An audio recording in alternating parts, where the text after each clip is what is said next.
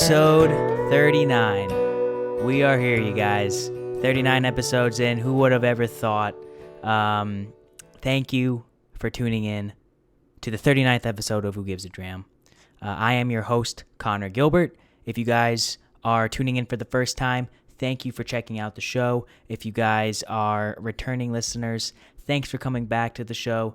It means the world to me. Before we get into the meat and potatoes of the show, though, let's take care of a little bit of business. If you guys aren't already following the podcast, follow us on all platforms, Instagram, Facebook, TikTok. Make sure you're subscribed on YouTube, Apple Podcasts, Spotify, and anywhere else you listen to your podcasts. It would mean the world to me if you guys threw the show subscribe, leave a rating and review on iTunes if you feel so inclined. And if you like the show, tell a friend about it. Tell a friend about the show. Doesn't hurt. So we can keep this thing growing and continue to do these fun whiskey reviews every single week. Other than that, I think that's all I got for business. Same old, same old. Make sure you guys are subscribed on YouTube. Coming on a plateau in terms of YouTube subscribers right now. And, like I said, I want to get 100. So if you guys want to watch the videos, then throw the video throw the channel a subscription before you watch it. So how's everybody doing this week? I got a big week ahead, and I had a busy week last week, and it's hot. It's hot again here in Connecticut. Not anything we're not used to, but it's just tough. Sometimes it's just tough to have the motivation to do anything when it's so hot outside, especially when it's humid as well. It's like the worst of both worlds when it's hot and humid. Nothing worse than it. Nothing worse. But I still want to drink whiskey no matter what. So I guess that's a good thing. Or maybe that means I'm an alcoholic. No, I don't like to joke about alcoholism, really. And, I guess I don't really. I'll joke about anything. But what I do know is this. If there's one thing I know, it's this. Well, there's two things I know. The first thing is we're drinking the Crop 2021 Pinhook Straight Bourbon Whiskey today on the podcast. That's the first thing I know. I just picked up this bottle today. Today is Saturday, August 7th. I picked up this bottle today from my good friend Ron over at Wyoming Package Store. So shout out to Ron. Shout out to Wyoming Package Store. You guys are the bomb, and I hope to do some cool stuff with them in the future.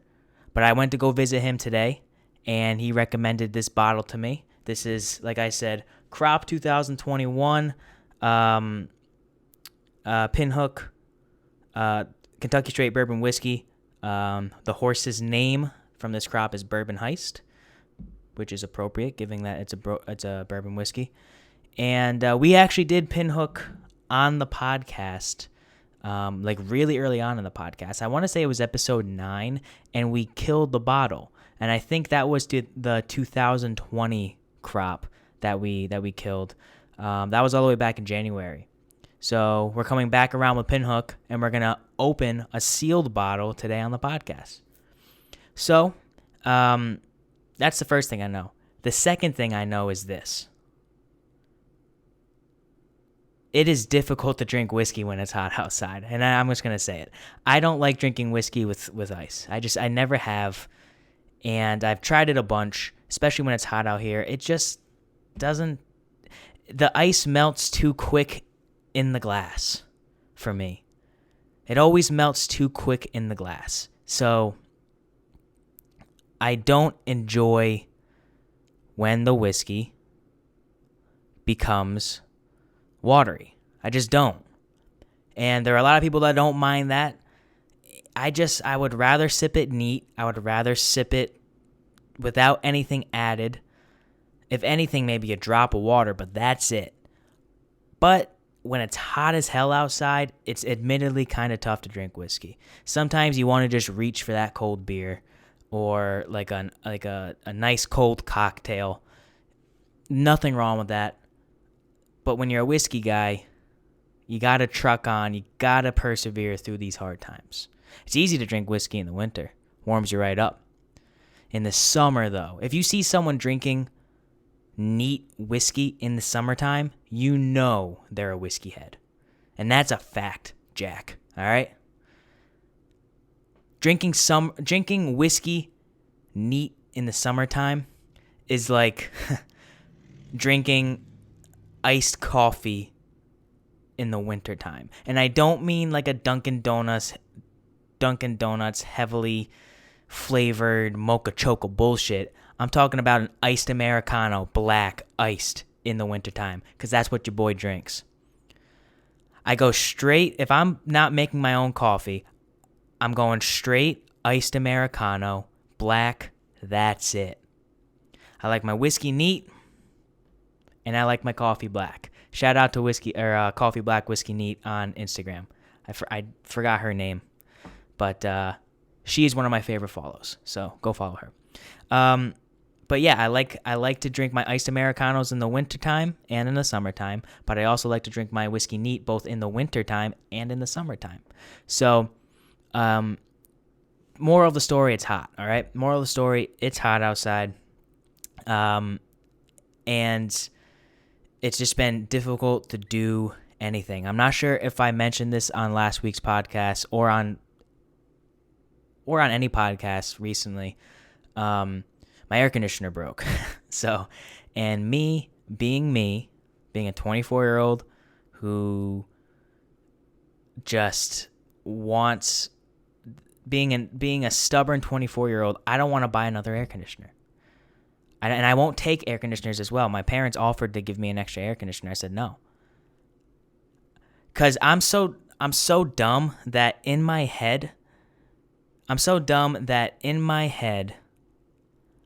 I want to be hot in my own house, in my own home, so that when I do get into air conditioner, I appreciate it more. Now that's a psychopath. That's straight psycho. That's what a psychopath would think. But that's how I think. In my mind, I don't want to get the AC. I don't want to receive a free AC, nor do I want to buy an AC, because if I'm hot in my house, when I go into the AC, I'm going to appreciate it more. So who knows where that thinking comes from? That is just lunacy. That's straight lunacy right there. But that's how I'm thinking, and that's what I'm doing, because I don't have an air conditioner right now, and I am surviving with just, besides all my ceiling fans, a floor fan. And that's how I'm surviving. And I'm living, and I'm doing it. Lots of shorts.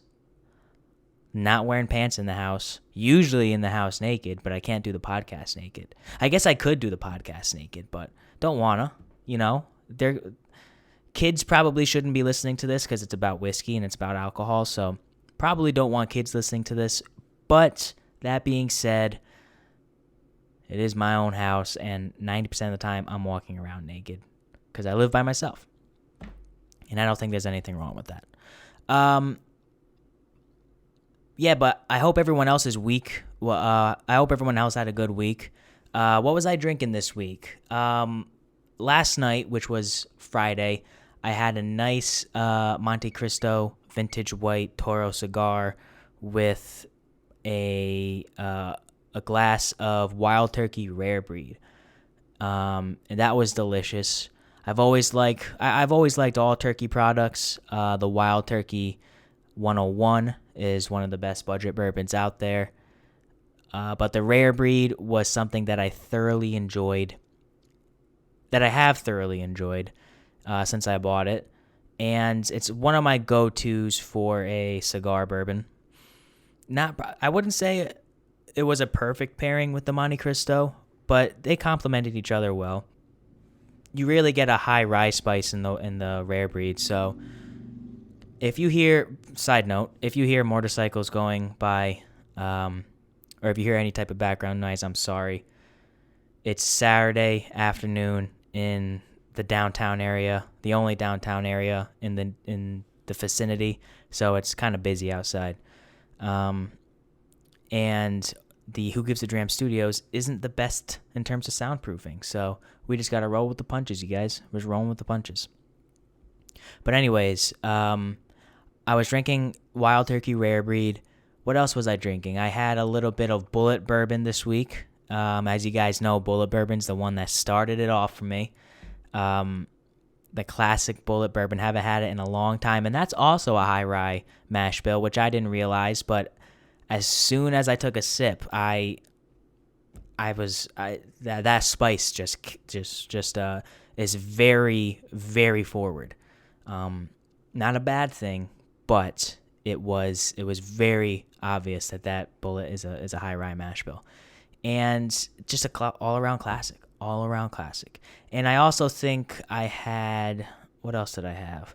I made a Jameson Mule earlier in the week with some Jameson Black Barrel. Jameson Black Barrel. This is how you make a mule. You fill up the copper, the copper glass full of ice. Then you go like halfway Jameson or whatever spirit you're using. I would recommend whiskey. Then you top it off with ginger beer. And then right before you get to the top, the last like half an inch, you put lime juice on the top. It adds a whole different uniqueness to the mule. And typically you get like a little lime wedge in a mule, but when you get the actual lime juice, maybe it's because it's a little bit sugarier. Is that a word? Makes it a little bit better. I like it, but that's what I've been drinking this week. I don't think we acquired any new whiskey this week. Like I said last episode, trying not to buy any whiskey, but like I said, I saw my buddy Ron today, and he was really recommending this Pinhook. Well, he didn't really recommend it. He just said it was good, and I trust the guy. So we are going to be doing a little bit of Pinhook Bourbon Heist Kentucky Straight Bourbon Whiskey today on the podcast. We're opening the bottle too, so this is a fresh bottle opening live on the show. If I can get it open with the wax. I do remember thoroughly enjoying the last Pinhook we did. Now, this was early on in my whiskey journey, and it was one of the first bourbons that wasn't a very, very popular one that I had, and I think maybe that's why I feel very close with Pinhook. It's not only is it a very tasty whiskey, but it's very unique. It's a blended whiskey. They used to be sourcing from MGP, but now they're sourcing from Castle and Key, which Castle and Key is a really cool distillery. I believe they took over the old Taylor, I believe is the name that they renovated.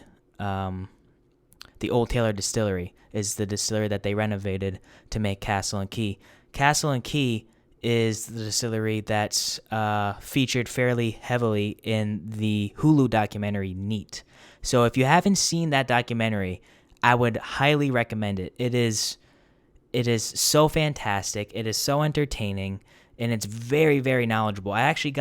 When I first got into whiskey and I was watching a lot of documentaries, that's one of the first ones I've watched, and I end up rewatching it like almost every month because I like it so much. You see Freddie Johnson, the infamous Freddie Johnson from Buffalo Trace, the tour guide there, has a few tear-churning moments.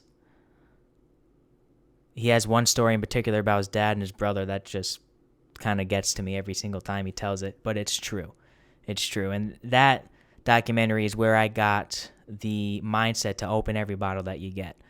I don't think I have one unopened bottle. I have some duplicates that I own that are not opened, but every bottle I open it, I share it with people that I love. And I just think that's the way to do it. I really do. I think that's the way to do it. So, fairly early on in my whiskey journey, I got this Pinhook gifted to me, or I got the 2020 crop gifted to me, and I enjoyed it. So I think it just has, holds a more special place in my heart because it was one of the first whiskeys I had. And for $38.99 is what I paid for this Pinhook. That's a great price.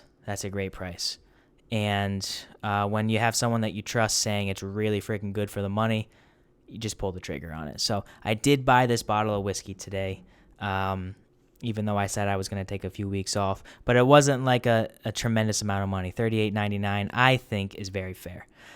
So this... Oh, I almost forgot. Oh, I told myself not to forget this at the beginning of the show. I told myself not to, but my mind starts going a million miles per hour once the camera starts rolling, so to say. And man, because I was really looking forward to the athlete of the week. This is episode 39, and we've been doing, I don't even know why, but like naming of the most famous athlete that wore each number, that coincides with the episode. This is episode 39. Episode 39 was Larry Zonka, the fullback back in the 70s for the Miami Dolphins. And he is a football player I grew up watching because it was my dad's favorite football player. I remember going to Mighty Mites games back. Like, Mighty Mites, where I'm from, is the step above flag football.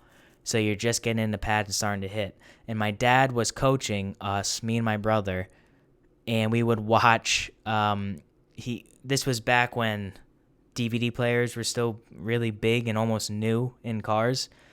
So we had our DVD players in the back, and we'd watch two movies on the way to games. We'd watch Walter Payton highlights, and we'd watch Larry Zonka highlights. So, my brother was a tailback, so he was more Walter Payton, but I was the fullback because I'm a big, beefy kid. I'm shaped like a V even these days. I got a taper to me that makes a pair of pants jealous. You understand?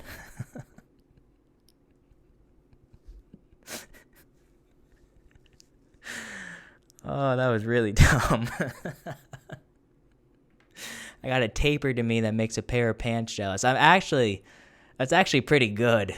I mean, let's put it this way. I'm not tapered, but I do got a set of shoulders on me. It looks like I'm wearing a set of shoulder pads at all times. But I was the fullback because I was a beefier kid. So I would watch Larry Zonka, and being my dad's favorite player, being just growing up with that, I was looking forward to mentioning Larry Zonka. And even though we just did, halfway through the podcast, it's all good. It's all gravy, you guys. Just rolling with the punches as always. Take a little sip of water. Been drinking a lot of Voss water. Makes me feel fancy, makes me feel a little bit prestigious. So, going back into Pinhook, let's not get too off course. Going back into Pinhook, I do have the mash bill. This is 75% corn, 15% rye, 10% malted barley, clocking in at 98 proof or 49% alcohol by volume. So it's right in the wheelhouse of this bourbon has two essential factors to me that I usually enjoy. It's sitting right around 100 proof. 100 to 120-ish proof is my wheelhouse. Bottled and bond up to like a low proof, barrel proof is where I'm sitting at, what I've been really hammering recently. And I like a sweeter bourbon. So this is 75% corn. It tells me that this is probably going to be a sweeter pour.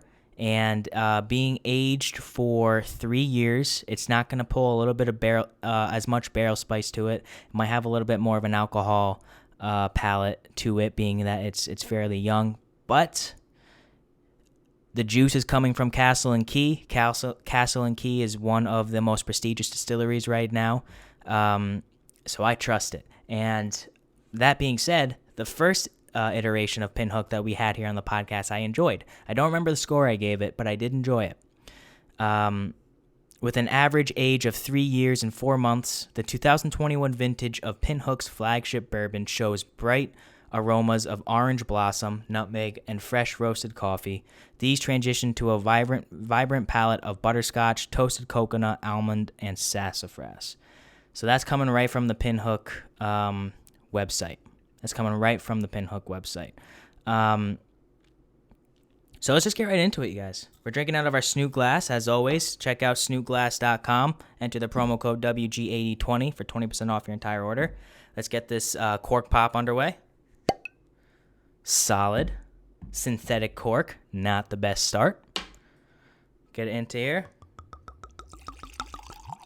Just a little bit. Got to drive in a little bit, so don't want to get too turned. I'm excited for this one, you guys. I like when people recommend me whiskeys that I've never had, because it's always fun. I mean, you want to get the whiskeys that you know are gonna do the job for you, but getting those whiskeys that you probably wouldn't choose to buy first, and then being pleasantly surprised by them is what the whiskey game's all about. There are so many whiskeys on the market right now that it is tough to distinguish your brand from the heavy hitters like the Jack Daniels and the Elijah Craigs and the Buffalo Traces. I think Pinhook's done a great job with their marketing, with their outreach on social media, the bottle design. It's just all very, very good. So I'm excited to try this juice. Let's get into a sniff test, see what we got here. Ooh, yeah, you can tell that's all corn. That's got corn, like a dusty, cracked corn.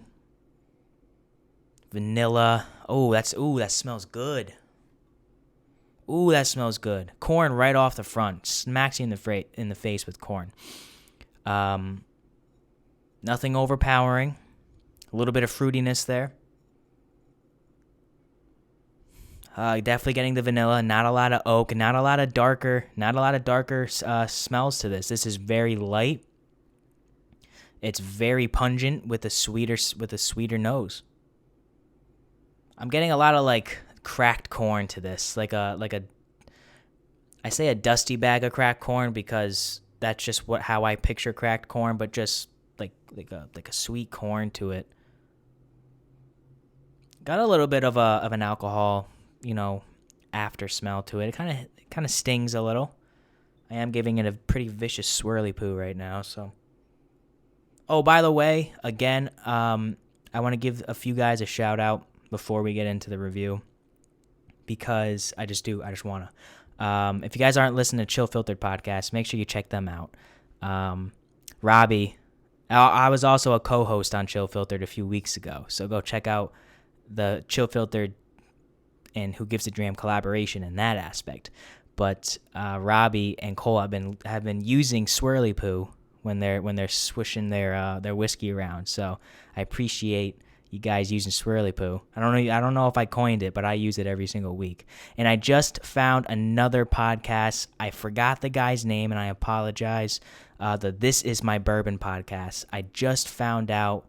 Like, I've seen the podcast around, but I just never got around to listening to it. I found him again on Twitter, and I looked into his stuff, and it's such a good podcast. I'm going to be listening every single week from here on out. So the This Is My Bourbon podcast, check them out. Just a great show, just a fantastic show. They recently did a Russell's Reserve 13-year review, and it was just great. I was entertained the entire time. So, and they're also nerds like me. They like comic book stuff and movies and TV, and I don't really get into that on this podcast. We do kind of. We talked Loki. We talked a few different aspects, but I tried to keep it mostly whiskey. But they're nerds just like me. So who knows? Maybe we'll do a collaboration down the road. I definitely want to. And we've been messaging back and forth on Instagram a little bit. Just a great podcast. Love that podcast. So 2 shout-outs this week. Chill Filtered and This Is My Bourbon podcast. Shout out to both you guys. You guys both doing your thing. I'm getting a lot of corn and a lot of fruit on this. That's what's really coming forward. Corn, fruit, and vanilla. Very inviting nose. It's got a nice green apple. That's the fruit I'm getting. Green apple, corn, and vanilla.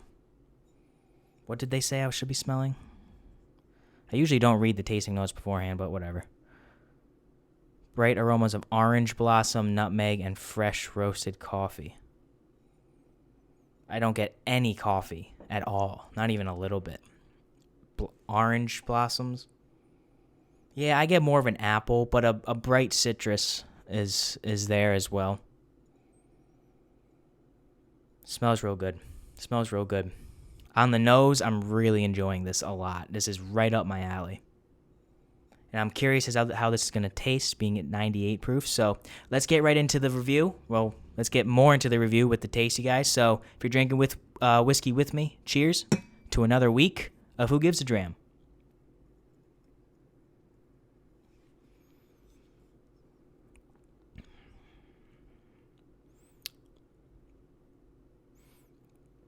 Okay.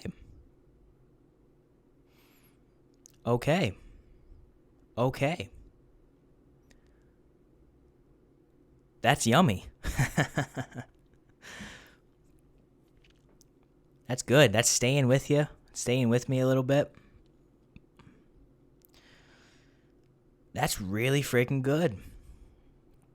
The nose translates to the palate quite nicely.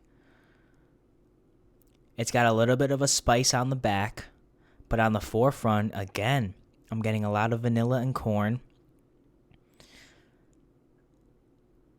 I'm getting just a plethora of sweet notes, sugary, just that high corn mash bill type of taste to it. This is really good. This reminds me a little bit of mellow corn. They're the same proof point, right around the same corn mash or percentage. This is really nice. This is really, really nice.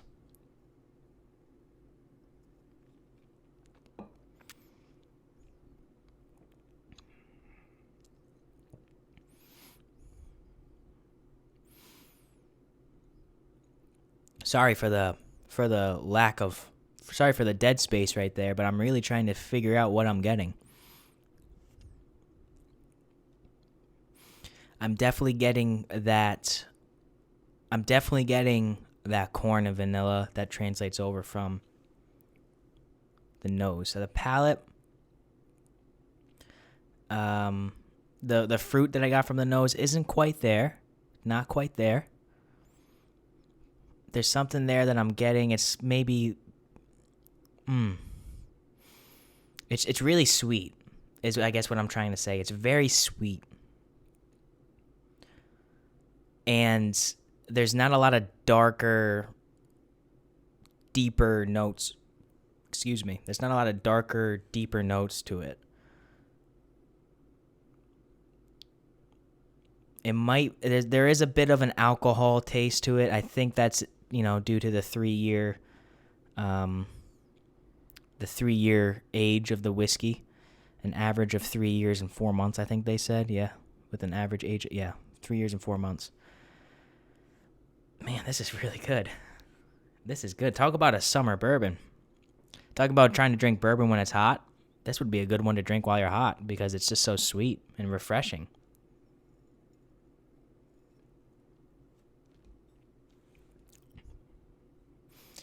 Yeah, I'm not really. There's a tad bit of spice on there, but I think that's just from it being a rather young whiskey. The forefront is a sugary corn, vanilla. A tad bit of oak is on there. I'm getting like a tobacco sweetness as well. Like when you lick a cigar, for the first time. By the way, that's what I mean by tobacco sweetness. Is like that bit of like dry sweetness you get when you like first lick a cigar before you cut it. By the way, I made this mistake a few months ago. Don't do this. If you're at a cigar bar, this is obvious, but don't lick your cigar and then cut it using the house cutter. That's just dumb. And especially during COVID, just don't do that. And I did it. And I right after I cut it, I was like, why did I just do that? So, but last night I had a cigar in my own house, so I liked it and used my handheld cutter. You can do that, But if you're at the cigar bar, don't use the house cutter and lick your cigar and get your spit all over it first. It's disgusting.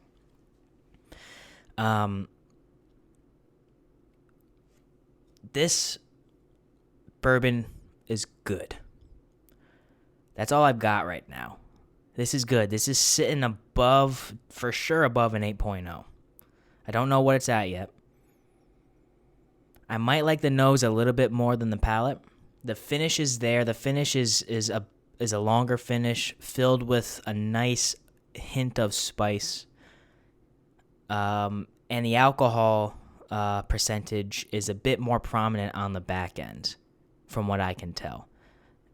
Going down the hatch, it's not too obvious that this is close to an 100 proof, but once that finish is there and you start to get those spicier notes that come out,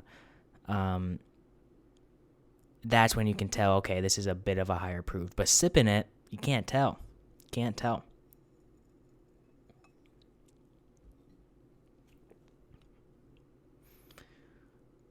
Okay, that sip, I got a bit more of a green apple, fruity note to it. But overall, I'm saying that this is a very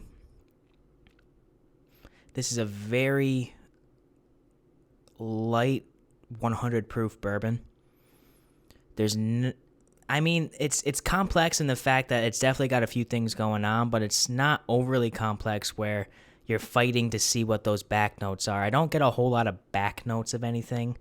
I do get a bit of a subtle fruity tone on the palate, but the forefront is that corn and vanilla. This is a big corn, vanilla, sugary, like butterscotch sweetness, right out front.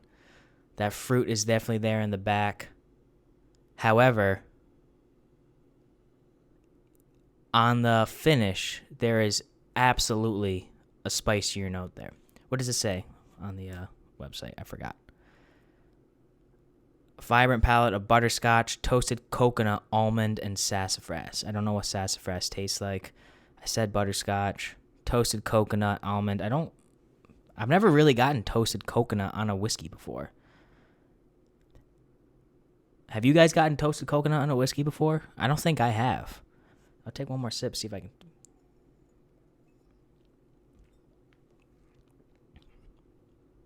No, not getting any coconut, but that's not a bad thing. Overall, you guys, this Pinhook 2021 crop is delicious. This is fantastic, and for what I pay, $39, $38.99. I have the price tag right here. $38.99 I paid for this. For $38.99, I'd imagine it's fairly. You can find it fairly widely available. For what you're getting for the juice inside for a 3-year blend at $38.99, this is sitting right about where it should be priced at. I don't think this is so much a steal, but I do feel like I'd be willing to pay a few bucks more for this. I think for a $40 price point is right where this whiskey should be. I love Pinhook. I might be giving it a little higher of a grade based on just the sentimental value that Pinhook has to me. Everything considered, the Who Gives a Dram score for Pinhook 2021 crop Kentucky Straight Bourbon Whiskey Bourbon Heist is going to be an 8.6. 8.6 meaning I would buy this again. I'm happy I purchased this today. I think it's very fairly priced. I think you can find it fairly easily. It's not the first whiskey I'm grabbing if I had a choice, but I'm happy I have this, and I feel like this bottle will be a go-to for me, especially while it's a little bit warmer outside, given the sweet notes that it provides. So, 8.6 Pinhook 2021 crop Bourbon Heist Kentucky Straight Bourbon Whiskey, you guys. That's what we got this week, and that's what we're doing. Next week, you guys, make sure you tune into the podcast because I have a special guest coming on, which I will announce throughout the week.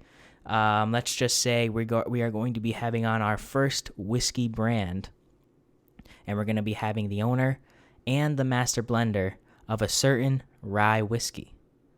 Hint, hint. So make sure you guys are tuned in next week. But thank you for checking out the podcast.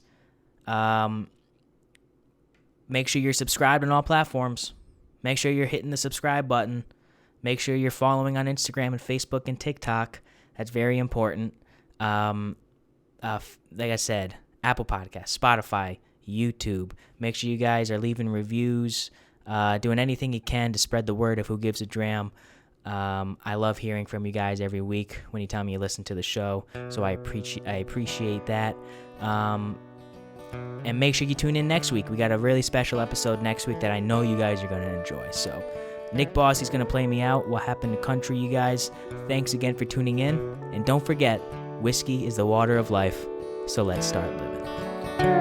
My hands are tired from paying my bills, staring at a bottle, I'm aiming to kill.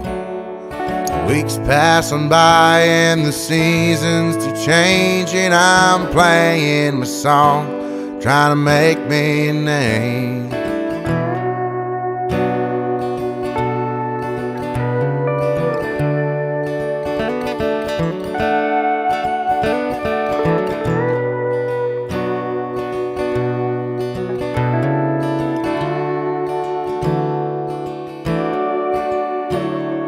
People say as they walk out the bar, the kid's gone places, maybe even a star. They don't play country down in Nashville today, just the same chord progression with nothing to say. What happened to country? 3 chords and the truth. And who's gonna step up and fill their big shoes, writing songs about outlaws, singing all night, and songs that'll make a grown man cry.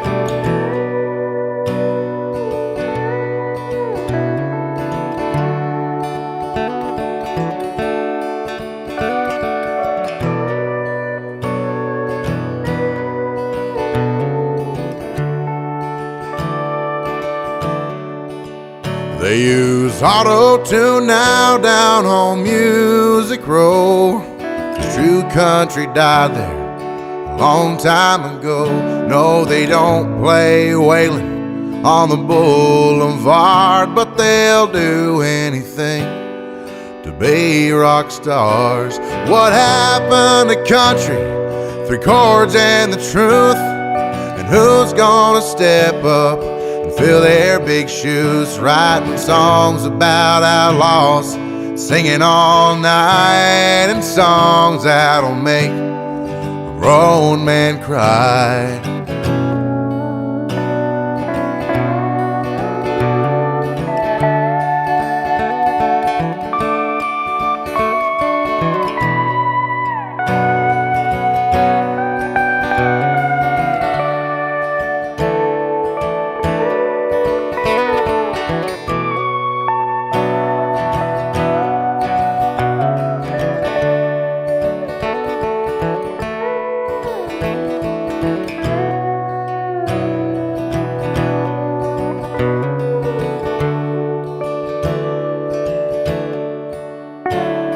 But I do believe there is hope for us yet, 'cause there's millions of people who cannot forget the way Johnny Cash brought a tear to their eyes, or how Marty Robbins painted Texas skies. What happened to country? 3 chords and the truth. And who's gonna step up and fill their big shoes, writing songs about outlaws, singing all night, and songs that'll make a grown man cry. A grown man cry. A grown man cry. I won't let country die.